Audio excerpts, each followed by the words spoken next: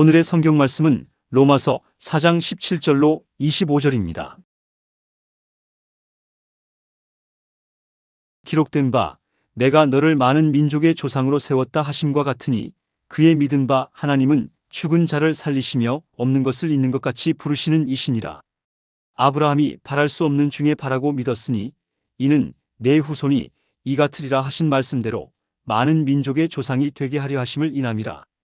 그가 100세나 되어 자기 몸에 죽은 것 같음과 사라의 태에 죽은 것 같음을 알고도 믿음이 약하여지지 아니하고 믿음이 없어 하나님의 약속을 의심치 않고 믿음에 견고하여져서 하나님께 영광을 돌리며 약속하신 그것을 또한 능히 이루실 줄을 확신하였으니 그러므로 이것을 저에게 의로 여기셨느니라.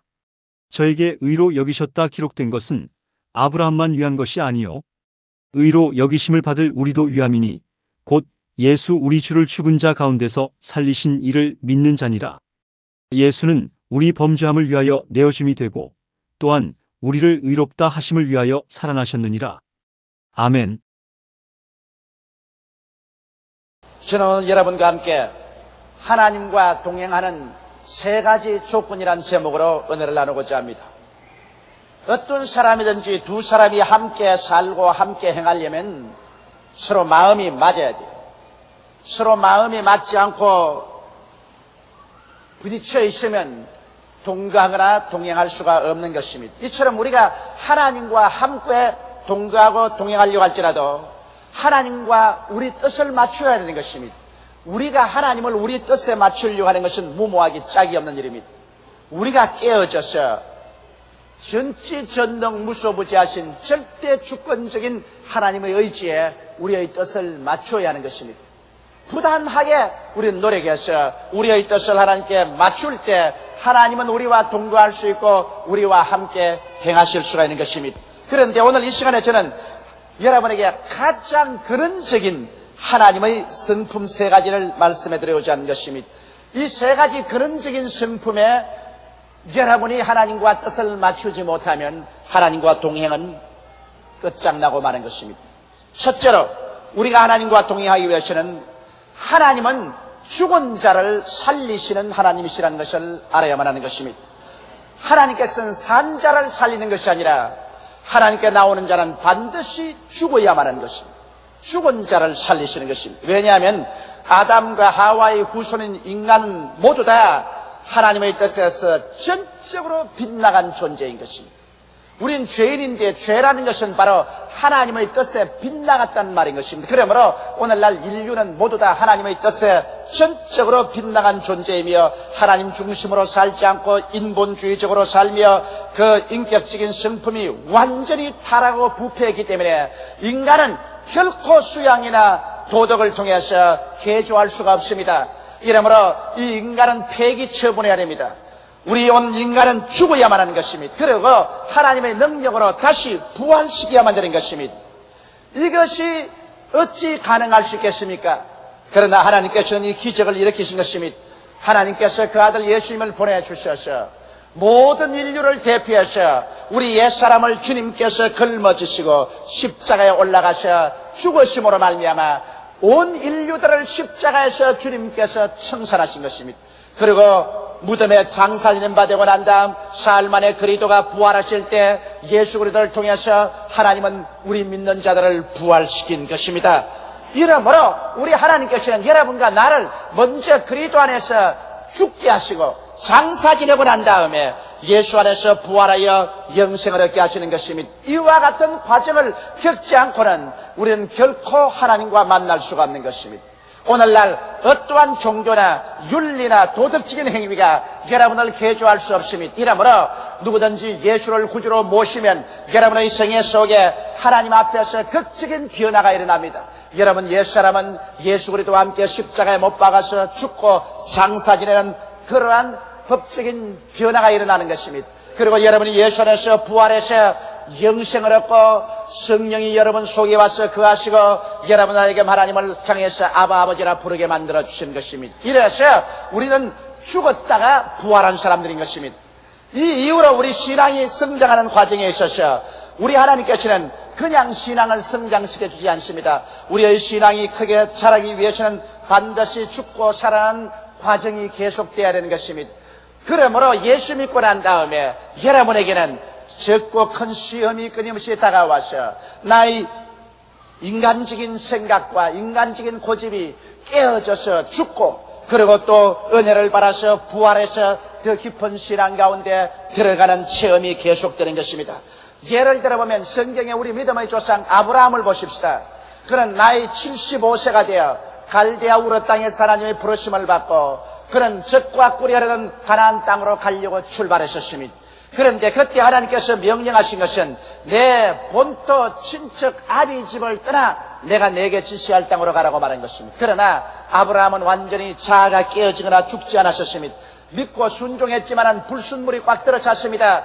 본토를 떠나지 아니하고 본토에서 얻은 모든 재산 다 모으고 그곳에 얻은 모든 짐승들 다 모으고 종들을 다 데리고 출발했었으며 친척을 떠나라고 했는데 그의 조카 롯을 데리고 출발했었습니다. 그러므로 아브라함의 믿음과 순종이라는 것은 불순물이 꽉 들어찬 이기주의적인 그런 믿음과 순종이었습니다. 그러므로 하나님께서는 가나안 땅에서 아브라함에게 죽음을 체험하게 한 것입니다. 하나님이 아브라함을 축복해 주시기 위해서는 먼저 죽은 자를 살리시는 하나님이기 때문에 아브라함을 죽여야만 했었습니다.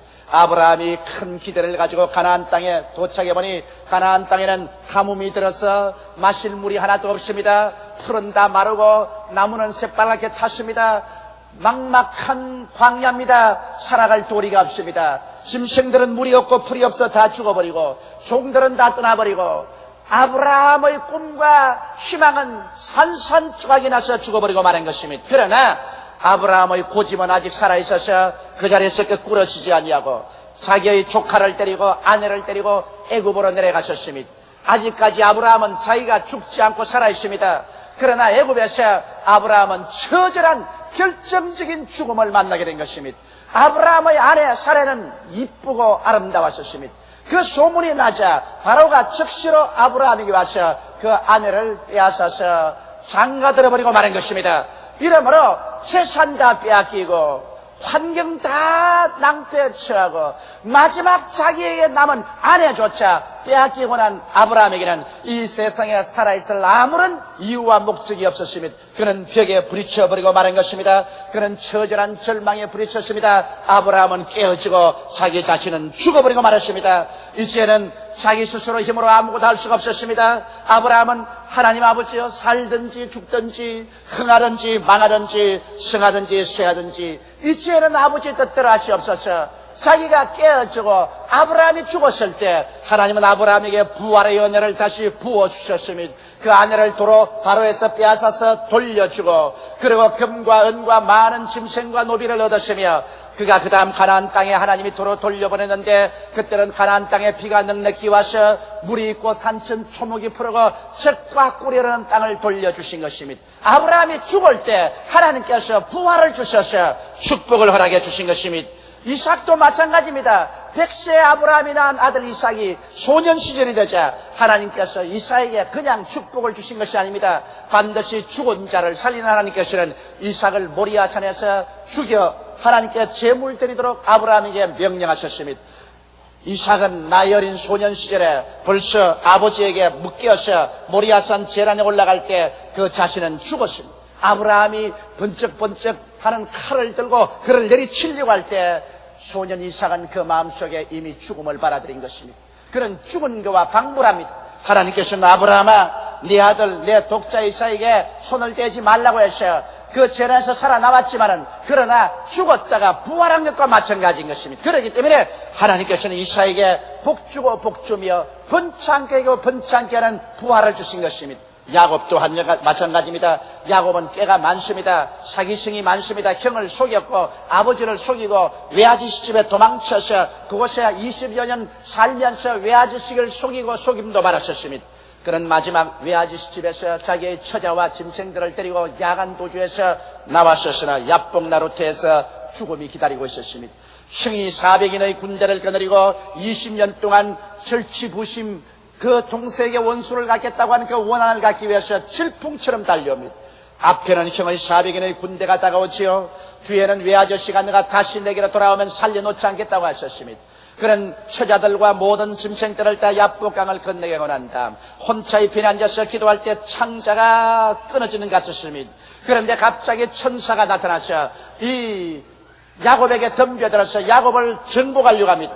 밤새도록 천사와 씨름했는데 아침에 천사가 손을 들어 그 환두뼈를 치며 환두뼈가 걸어져 절름발이가 되고 마른 것입니다. 이제는 달아날 돌이조차 없습니다. 거기에서 야곱은 죽었었습니다. 자기의 꾀도 죽고 지혜도 죽고 총명도 죽고 자기의 수단과 방법도 다 죽고 말았었습니다. 이제는 그가 거꾸러져서 하나님 앞에 엎드려서 하나님이여 내게 복을 주시옵소서. 그렇지 않으면 하나님을 놓아보내지 않겠나이다. 인간의 힘으로 살 수 없다는 것을 알았었습니다. 여기에서 야곱은 죽고 하나님은 그 이름을 이스라엘로 해서 다시 부활시킨 것입니다. 그는 쩔룩바리가 되어 쩔뚝쩔뚝 절면서 야복 나루터를 건너나갈 때 성경은 말하기를 밤이 그어지고 태양이 떠올랐다고 말한 것입니다. 야곱이 죽고 이스라엘로 태어나자 하나님께서 태양 같은 희망을 주신 것입니다. 세 아들을 데리고 쩔뚝거리면서 형이 오는 앞으로 나아갈 때 400인의 군대를 거느리고 질풍같이 다가오던 형은 하나님의 은총으로 말미암아 그 마음이 변화되어 말에서 뛰어내려 동생을 껴안고 통곡을 하고 울었었습니다. 그리고 자기가 동생을 치려온 그 군대를 동생을 호위해서 데리고 가는 군대로 삼고 말한 것입니다. 우리가 죽을 때 하나님께서 부활을 갖다 주시는 것입니다. 하나님은 죽은 자를 살리시지 산 자를 살려놓지 않습니다. 이렇기 때문에 사랑하는 성도 여러분, 여러분의 신앙생활 가운데 여러분은 수많은 죽음을 체험할 것입니다. 적은 죽음, 큰 죽음이 여러분께 다가와서 여러분 자아를 깨뜨리고 죽일 것입니다.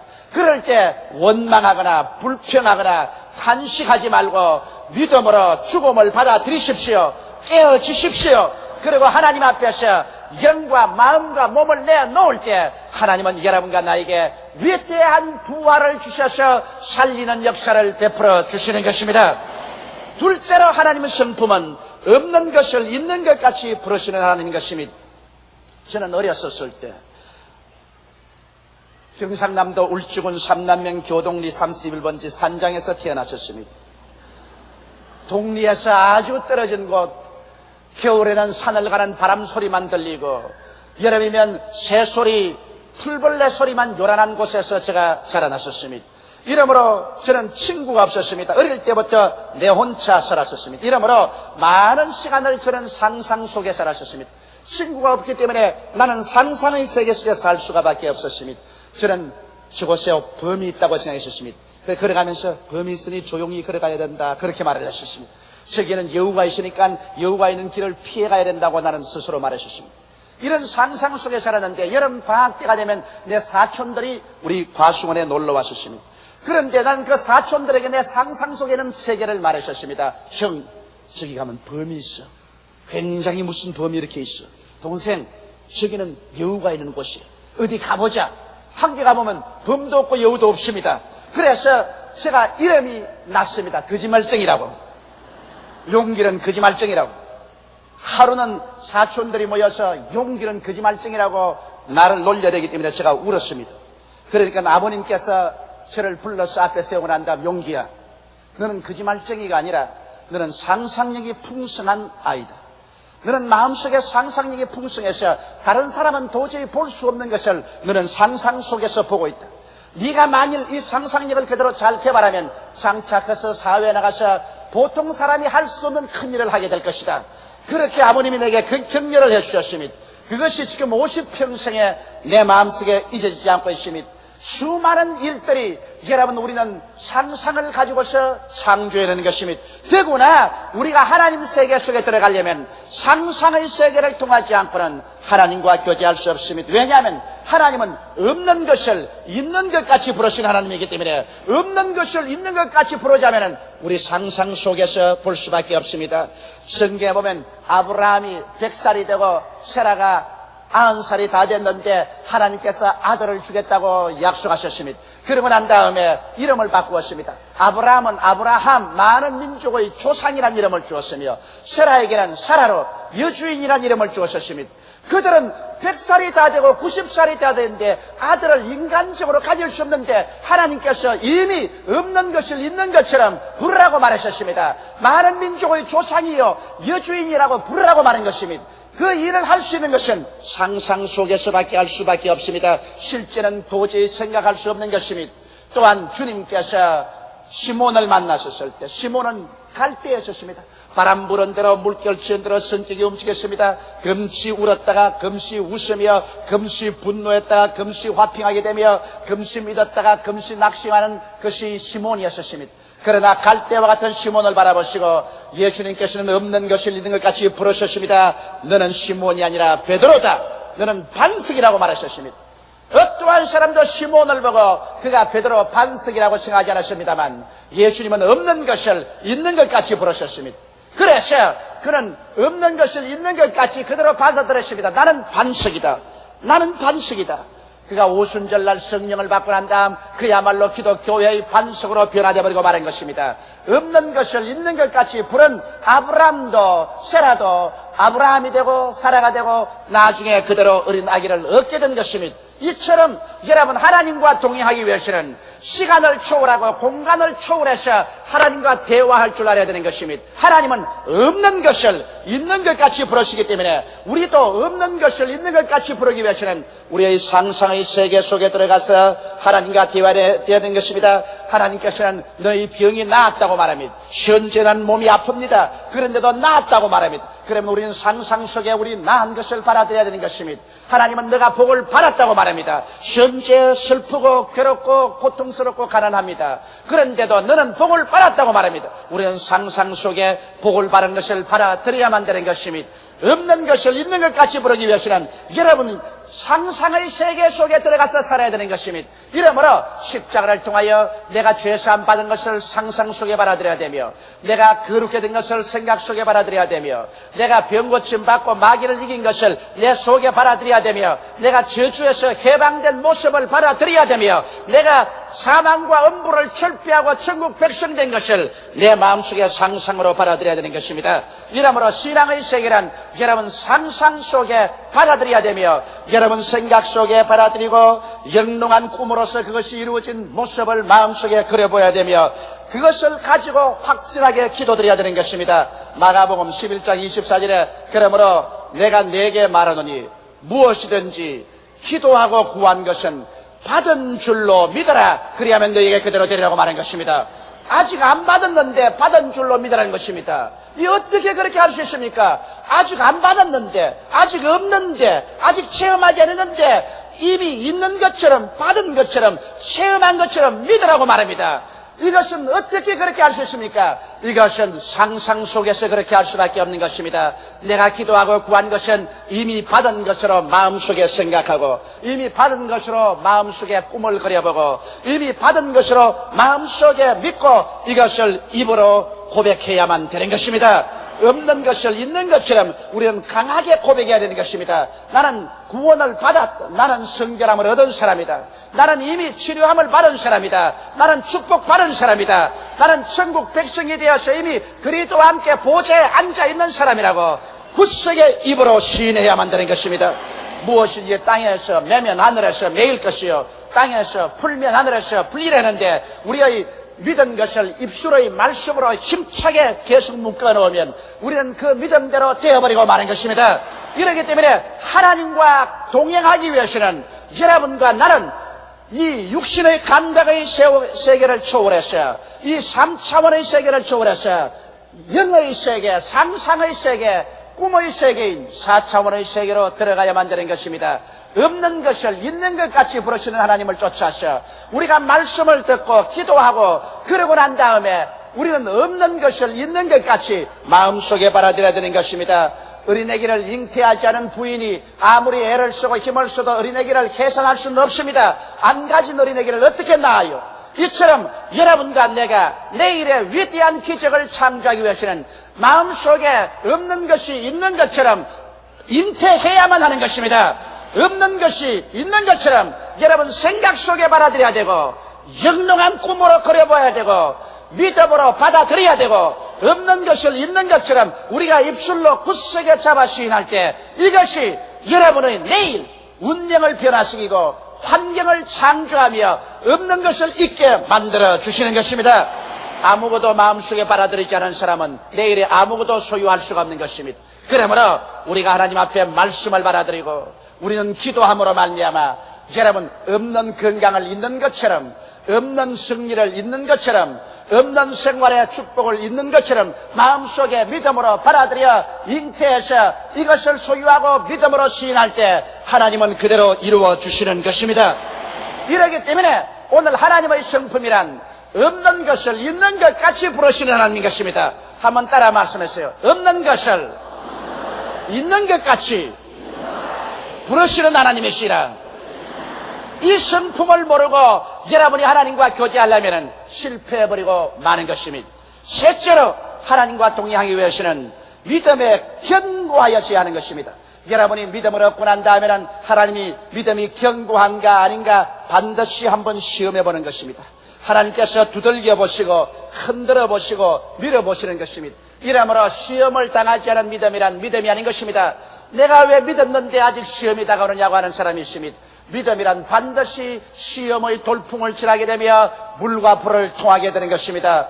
이러므로 아브라함은 이러한 시련을 통과한 것입니다. 성경에 보니 아브라함은 바랄 수 없는 중에 바랐다고 했었으므로 믿음이란 초이성적인 것입니다. 내 인간의 이성이나 과학적으로 생각되는 것만 믿고 그렇지 않으면 못 믿는다면 믿음이 아닙니다. 믿음이란 것은 초이성적으로 여러 가지 인간의 이성과 과학적인 반대를 불구하고 이것을 극복해야 되는 것입니다. 아브라함은 자기 몸의 죽은 것 같음과 사라의 태의 죽은 것 같음을 알고도 믿음이 연약해지지 않았다고 말했습니다. 믿음이란 초감각적입니다. 눈에는 아무 증거 안 보이고 귀에는 아무 소리 안 들리고 손에는 잡히는 것 없고 느낌이 없어도 감각을 초월해서 믿어야 되는 것입니다. 내가 병자 위에서 기도할 때 언제나 말합니다. 지금 몸이 아직 아프고 아직 괴롭더라도 이미 믿음으로 말미암아 병 나은 것으로 마음속에 생각하고 그것을 꿈꾸고 그것을 받아들이고 그것을 입으로 시인하십시오. 아니 지금 아직 아픈데요. 그 아픈 것을 시인하면 당신은 낫지 못합니다. 그러나 지금 아프더라도 당신의 마음속에 없는 것을 있는 것처럼 생각하고 그것을 꿈꾸어보고 믿음으로 받아들이고 입술로 시인하면 속에서 밖으로 나오지 밖에서 속으로 들어가지 않습니다. 그럴 때 하나님이 믿는 대로 된다고 말합니다. 그렇게 내가 늘 격려합니다. 그런 믿음을 가지고 있으면 감각과 싸워야 됩니다. 감각은 그렇지 않다고 하는데 여러분은 그렇다고 말합니다. 이것은 초감각적으로 여러분께서 믿음의 시련을 통해야만 되는 것입니다. 그리고도 말씀에 굳게 서야 됩니다. 성경은 말하기를 믿음이 없어 하나님의 약속을 의심치 않았다고 말한 것입니다. 우리의 믿음이란 저 하늘이 무너지고 이 땅이 꺼져도 1.1핵도 변할 수 없는 하나님의 말씀 위에 억척같이 서는 것입니다. 누가 뭐라고 말해도 초이성적으로 초감각적으로 하나님 말씀 위에 서서 믿음으로 밀고 나가며 하나님께 영광을 돌립니다. 이미 하나님께서 은혜를 주신 줄을 믿고서 감사와 찬송을 드립니다. 원망과 불평을 하지 않습니다. 그리고 입술로 끝없이 확신을 시인합니다. 하나님 앞에서 입으로 시인하고 마귀 앞에서 시인하고 자기 자신의 마음속에 시인합니다. 우리가 입술로 말하는 것이 여러분과 내 마음을 묶거나 풀어놓는 것입니다. 이러므로 확신 있게 내 자신에게 말합니다. 이래서 일정한 기간 동안 믿음의 시험과 환난을 통하게 되고 우리의 믿음이 흔들리지 않은 굳은 믿음이라는 것이 증명될 때 하나님은 일어나셔서 내 믿음대로 될지어다 라고 말씀하는 것입니다. 여러분 하나님의 성품을 우리가 알고 하나님의 성품을 따라 믿을 때 우리의 생활 속에 하나님과 동행할 수 있고 동거할 수가 있는 것입니다. 성공적인 사회생활의 비결은 우리가 만나고 대화하는 상대를 정확히 이해하고 그에 따라 행동하는 것입니다. 성공적인 신앙생활도 그와 마찬가지인 것입니다. 하나님의 성품을 분명히 알고 그 지식에 따라 믿음의 생활을 해야 여러분과 나는 성공적인 생활을 할 수 있는 것입니다. 나는 최근에 어느 한 집에 신방을 갔는데 이러한 간증을 들었었습니다. 그 부형님께서는 딸만 둘을 낳으시고 난 다음에 꼭 아들을 하나 낳고서 그만두어야 되겠다. 그런데 교회 와서 설교를 듣는데 바라봄의 법칙이라는 말씀을 들었었습니다. 에라 나도 바라봄의 법칙을 해볼 밖에 없다고. 그래서 그는 설악산에 가서 그곳에서 윤두로서 찢어서 그림을 그리는 사람에게 아들을 하나 그려달라고 그랬답니다. 그래서 멋진 아들을 하나 그려가지고서 집에 갖다 붙여놓고 아침 저녁으로 기도할 때 그 마음속에 하나님이 아들을 줄 것을 상상 속에 생각하고 그 아들을 마음속에 영롱하게 그려보고 하나님께 믿었는데 하나님이 마음에 확신을 주셔서 그런 입으로 시인하면서 하나님께서 내게 아들을 주셨다고 한 결과에 그 다음 자녀를 낳아보니 과연 아들이더라는 것입니다. 그래서 목사님 나는 이와 같은 큰 체험을 했습니다. 그러고 난 다음 그 그림을 가지고 자랑했더니 사람들이 그림을 빼앗아가 버렸어. 그 그림이 어디 갔는지 흔적이 없다고 그랬었습니다. 아마 아들 낳을 사람들이 그것을 가지고 바라봄의 법칙을 사용하는지 모르겠습니다. 물론 이것은 그분의 한 개인적인 체험이겠지만은 이와 같이 여러분의 생활 속에 바라봄의 법칙을 사용할 때 하나님의 성품을 따라 믿을 때 하나님의 기적이 일어나게 되는 것입니다. 하나님은 죽은 자를 살리시며 없는 것을 있는 것 같이 부르시며 믿음에 견고하게 섰는지 서지 않은지 하나님께서 시련과 환난을 통해서 여러분을 흔들어 보고 난 다음에 그 다음 굳건한 믿음 속에서 여러분 위에 하늘문을 여시고 영혼이 잘됨같이 범사에 잘되며 강건하고 생명을 얻되 넘치게 얻는 하나님의 축복을 주셔서 여러분께서 복의 근원이 될 수 있도록 만들기를 원하시고 계십니다. 다 같이 고개시켜 기도드리겠습니다. 만군의 야훼 우리 아버지 하나님이여, 우리가 하나님을 잘 알고 하나님과 함께 동행할 수 있게 도와주시옵소서. 하나님 앞에 나와서는 우리가 죽어야 된다는 것을 알고 우리의 여러 가지 환경 가운데서 우리를 깨뜨리는 시험이 다가올 때 감사하게 받아들이게 도와주시옵시고 시험에서 우리는 깨어지고 더욱 하나님께 순복하는 우리들 되게 도와주시옵소서. 하나님 아버지, 죽은 자는 하나님이 살려주시고 없는 것을 있는 것 같이 부르시오니 우리 믿음의 세계를 개발하게 도와주시옵시고 아버지여 견고한 믿음에 서도록 인내력을 허락하여 주옵소서. 예수님 이름 받들어 기도드리옵나이다. 아멘.